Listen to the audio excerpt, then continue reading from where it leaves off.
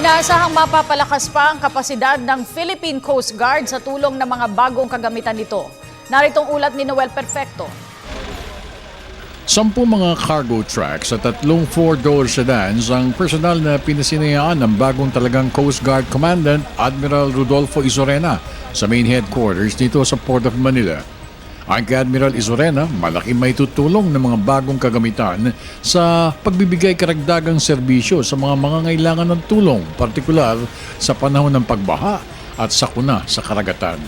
Pinasalamatan rin ni Admiral Izorena ang pamunuan sa pagbibigay ng mga nasabing assets na aniya ay sobra ang laki na mapapalihan ng naturang mga gamit.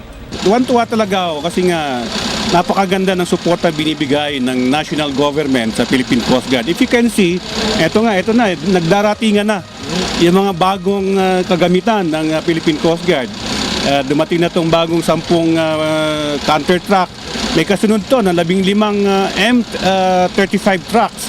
And as you can see, may dinonate sa atin yung AFP General Insurance na 3 Innova.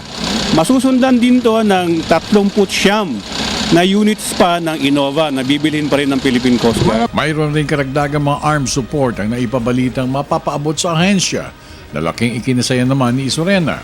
Samantala, dahil sa napabalitang parating na isang weather disturbance sa bansa anumang araw, muling pinaalalahanan ni Izorena ang lahat ng mga mangingisda, malaki man o maliit na tumalima sa mga advisories na manggagaling sa Philippine Coast Guard para makaiwas sa anumang insidenteng maaaring maganap sa karagatan. Ngayon may papasok na low pressure area.